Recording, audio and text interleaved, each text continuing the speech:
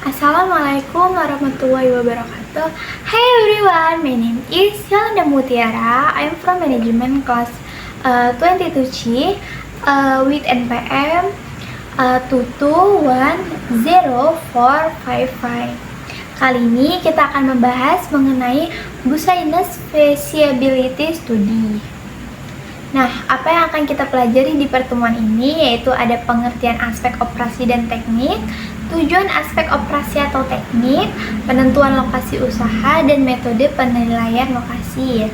Nah, pengertian aspek operasi dan atau teknis yaitu menilai kesiapan perusahaan dalam menjalankan usahanya dengan menilai ketepatan lokasi, luas produksi, dan tata letak serta kesiagaan mesin produksi. Hal yang harus diperhatikan dalam aspek operasi yaitu penentuan lokasi, luas produksi, penyusunan peralatan, proses produksi, dan pemilihan teknologi. Nah, tujuan aspek organisasi teknis itu yaitu menentukan lokasi yang tepat atau HO kantor cabang, gudang, dan pabrik, menentukan layout yang sesuai dengan proses produksi, menentukan teknologi yang paling tepat, menentukan metode persediaan yang paling tepat, dan yang terakhir, menentukan kualitas tenaga kerja yang dibutuhkan. Untuk penentuan lokasi usaha yaitu ada faktor primer di mana dekat dengan pasar, dekat dengan bahan baku, dekat dengan tenaga kerja, adanya fasilitas transportasi dan listrik, serta sikap masyarakat yang mendukung. Ada kan biasanya itu masyarakat yang kurang mendukung sehingga menghambat proses teknis pekerjaan kita. Nah, selanjutnya ada faktor sekunder di mana faktor sekunder itu meraih beberapa hal yaitu biaya investasi, yaitu beli tanah atau bangunannya, prospek perkembangan harga dan kemajuan lokasi usahanya, kemungkinan perluasan lokasi, fasilitas penunjang, pusat perbelanjaan dan perumahan, iklim dan struktur tanah, pajak dan peraturan ketenaga kerjaan daerah setempat. Nah, lainnya nih, dekat dengan kantor pemerintahan, dekat dengan lembaga keuangan, dekat dengan pasar, atau bisa disebut gudang dalam kawasan industri, dekat dengan bahan baku. Keuntungan jika mendapatkan lokasi yang tepat, yaitu pelayanan pada konsumen lebih maksimal, mudah memperoleh tanker yang sesuai kriteria, mudah memperoleh bahan baku, mudah memperluas lokasi usaha, memiliki nilai ekonomis yang baik, dan yang terakhir yaitu meminimalkan konflik dengan pemerintah dan masyarakat setempat. Metode penelitian lokasi yaitu ada tiga nih, ada penelitian bobot, ada perbandingan harga, dan ada analisis ekonomi.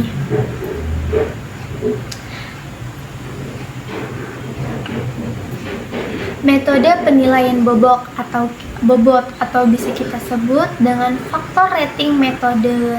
Nah, langkah-langkahnya yaitu menyusun daftar faktor yang relevan, memberikan bobot setiap faktor, mencerminkan penting atau tidaknya faktor, menetapkan skala setiap faktor, memberikan nilai sesuai skala, mengalihkan nilai dengan skala, hasil disebut dengan skor, membuat rekomendasi sesuai jumlah skor. Metode perbandingan harga, membandingkan biaya atau harga dalam bentuk rupiah berdasarkan pada kebutuhan biaya utama seperti biaya bahan baku, biaya operasi, distribusi, dan tenaga kerja dari setiap lokasi alternatifnya. Selanjutnya metode analisis ekonomi. Nih panjang nih, kita bahas tentang ekonomi, yaitu membahas menganalisis biaya operasi pada setiap alternatif lokasi.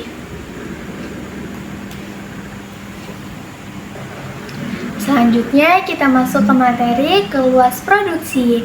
Nah, di sini materinya masih berkaitan dengan berapa jumlah produksi yang dihasilkan dalam periode tertentu, mempertimbangkan kapasitas teknis, peralatan yang dimiliki, biaya yang paling efisien. Luas produksi ekonomis ditentukan oleh permintaan yang akan datang, pengadaan bahan baku, bahan pembantu, tenaga kerja, dan lain-lain, model teknologi, mesin, peralatan di pasar, serta daur hidup produk dan produk institusinya. Pendekatan untuk menentukan jumlah produksi, yaitu ada marginal cost dan marginal revenue, ada linear programming dan break-even point.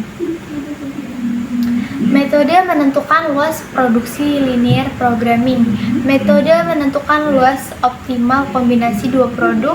Nah, ternyata di sini ada dua metode. Ada metode menentukan luas produksi kombinasi dua produk atau menentukan luas produksi optimal kombinasi dua produk lebih.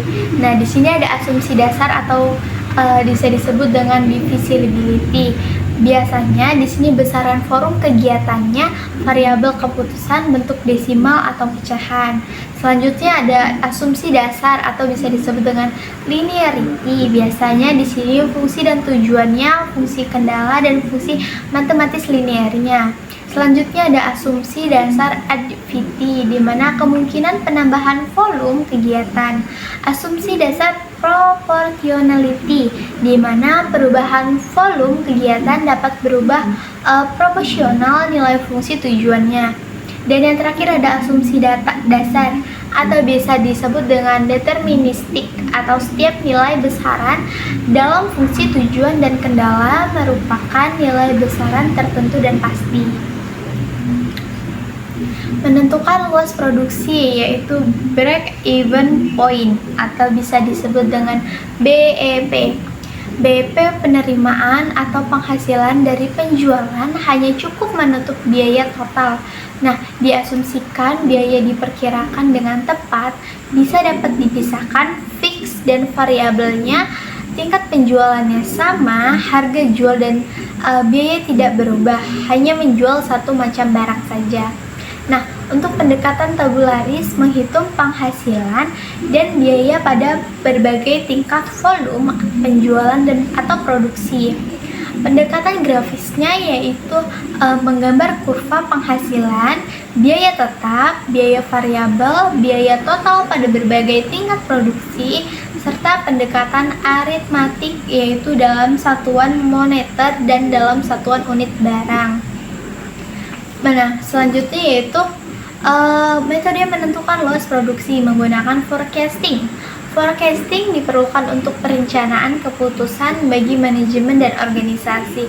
Nah, yaitu mulai dari peramalan subjektif di dalamnya itu berdasarkan pengalaman, opini internal dan eksternal organisasi.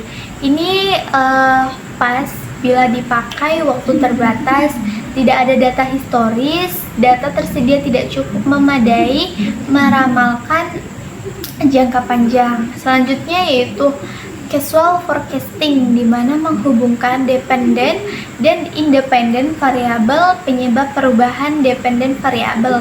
Nah, ini tuh cocok juga untuk jangka pendek dan menengah, untuk digunakan dengan kondisi stabil dan ada data historis yang memadai. Dan yang terakhir yaitu time series, di mana membuat informasi tentang tren Salem seasonal random. Nah, selanjutnya yaitu tata letak atau biasa kita sebut dengan layout, yaitu menentukan penempatan atau bentuk fasilitas, memberikan ruang gerak yang cukup, pemakaian ruangan efisien, mengurangi biaya investasi, aliran material lancar, tidak banyak menimbun persediaan, dan yang terakhir yaitu pekerjaan menjadi lebih terjamin. Nah, sekarang ada beberapa jenis layout nih. Yang pertama yaitu ada fixed position, di mana ukuran bentuk yang tidak mungkin akan dipindah lagi. Biasanya barang-barang itu tetap ada di situ aja, dan kita tuh nggak bakal melakukan perombakan lagi pada tempat itu. Yang selanjutnya ada process orientation, di mana fungsional layout atau make to order atau make to stock. Selanjutnya ada office layout, di mana memudahkan perpindahan informasi. Jadi dari informasi misalkan nih dari marketing ke keuangan gitu. Selanjutnya retail dan service layout, di mana arus beragam produk, banyaknya barang yang dipajang. Dan yang terakhir yaitu ada warehouse, yaitu untuk memaksimalkan gudang optimum atau trade off. Perlu diperhatikan dalam penentuan layout, kapasitas dan tempat yang dibutuhkan. Nah, peralatan untuk menangani material dan bahan, lingkungan dan estetikanya, arus informasi, serta biaya perpindahan antar tempat kerja yang berbeda. Yang selanjutnya ada pemilihan teknologi yang harus diperhatikan, yaitu ketepatan teknologi dengan bahan baku, keberhasilan teknologi di tempat lain, teknologi lanjutan, biaya investasi dan pemeliharaan, kemampuan tenaker mengoperasikan dan pengembangannya, pertimbangan pemerintahan. Baik, itu saja materi yang dapat saya sampaikan. Terima kasih. Wassalamualaikum warahmatullahi wabarakatuh.